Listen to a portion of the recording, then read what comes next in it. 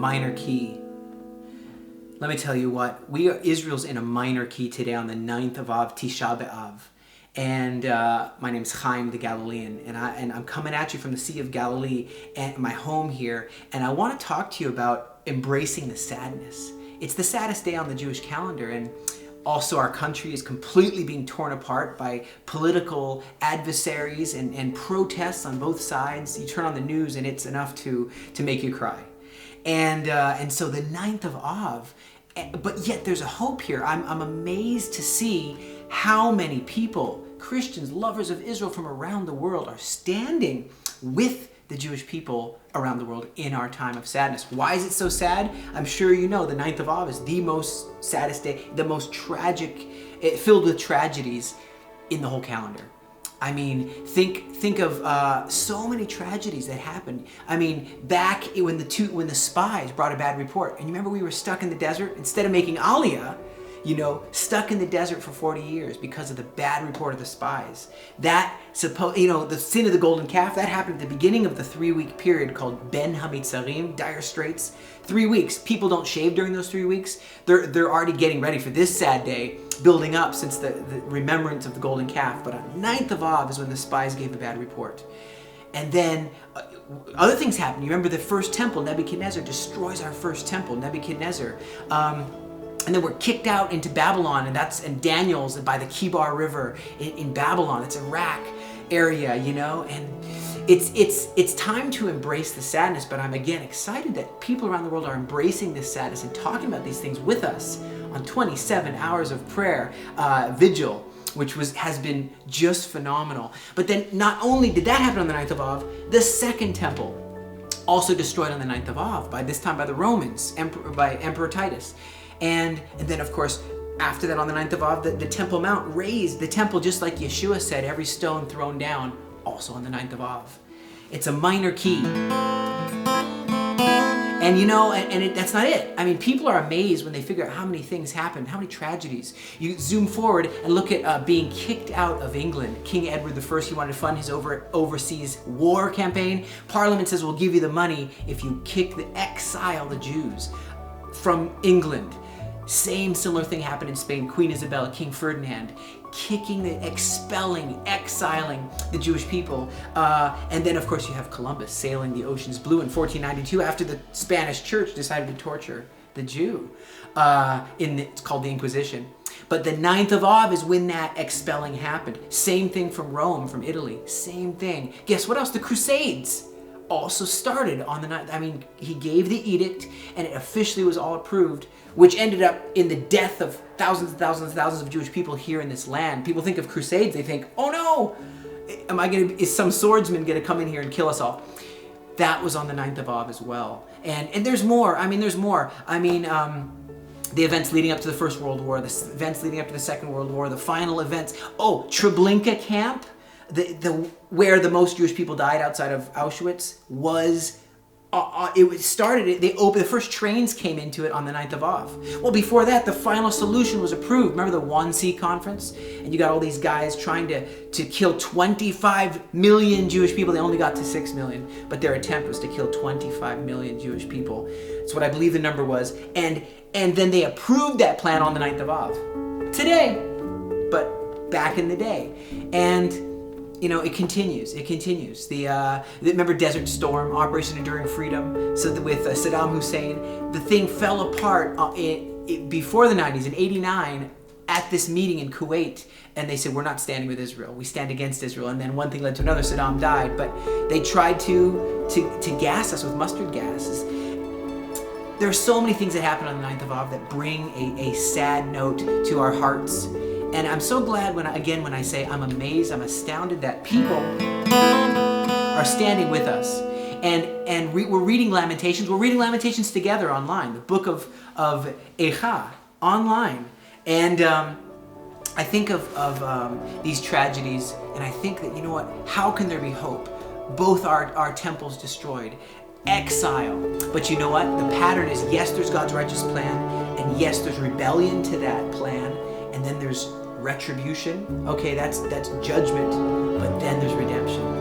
and there's ambassadors of reconciliation who are part of this great story. And Israel's been living in revival for over 75 years. I mean, revival of the plants, the trees, the grass. We're living in a time of revival of Hebrew. So I was reading in Hebrew. Let's read it together. I was reading, and I mean, it's just amazing. I was reading in Hebrew here, the book of Eicha. Okay, what is that?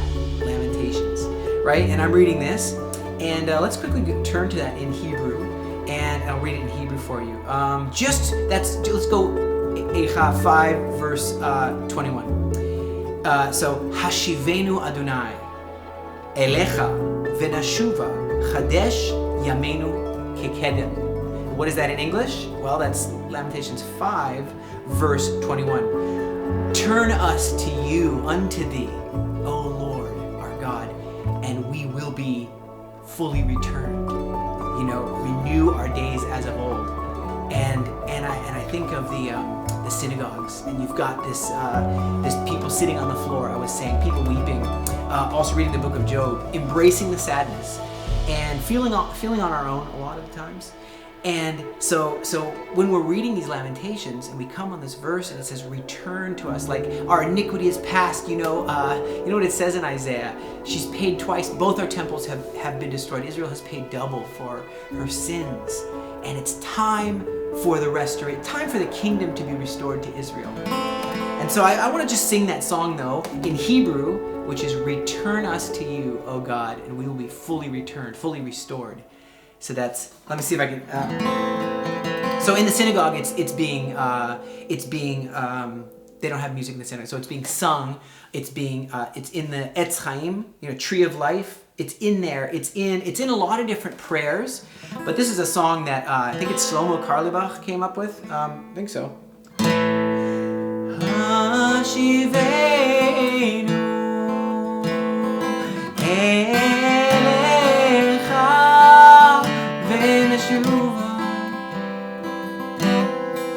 Again. Hashivenu Adonai Elecha Venashuva Chadesh Yameinu Kekedem Hashivenu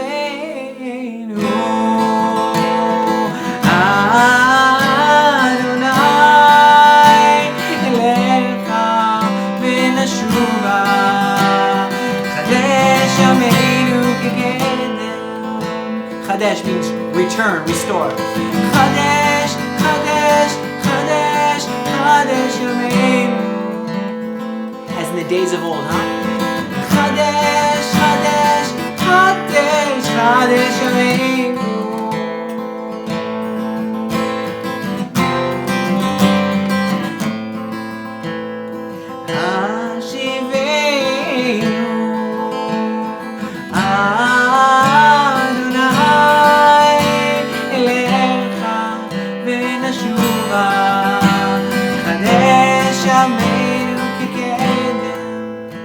How many of you can pray that prayer of Lamentations? And it was Jeremiah's tears as he wrote this, as he saw the first temple destroyed on the 9th of Av. You think of Yeshua's tears as he cried over Jerusalem. He knew the 9th of Av was coming. He prophesied it. He said, this very temple, every stone, there will not be one stone on another that will not be thrown down. That happened on the 9th of Av. But there's a great restoration also promised, isn't there? And he's going to renew us like in the days of old. We've been able to see a partnership happened on the altar of prayer. I don't know if you know about the altar of prayer. It started here in the Galilee, and it's been going forth, and it's been going for years now. Well, over 2 years, and there's just a unity of so many people, so many ministries which are coming together. Return Ministries International, so many, like Hayovel, like Faithful Galileans, like the Vertical Galilee House of Prayer, like Blessed by Israel with Steve Warp and family, and many, many more from all over the world. Uganda, Prayer Mountain, in Asia, all throughout Africa, and of course in Europe. even in Japan, the islands of the sea, over in the Americas, North America, Central, South America, and they're coming together and they're interceding. And so it was amazing to see this happen 27 hours straight, a special one on top of the normal 24/7. I'm talking a 27-hour intensive where, guess what? Some of the group went up to the Temple Mount with Rabbi Yehuda Glick, the Waller family with Hayovel, and they were able to all go up to the Temple Mount. Others were joining online, others were interceding, and you know what?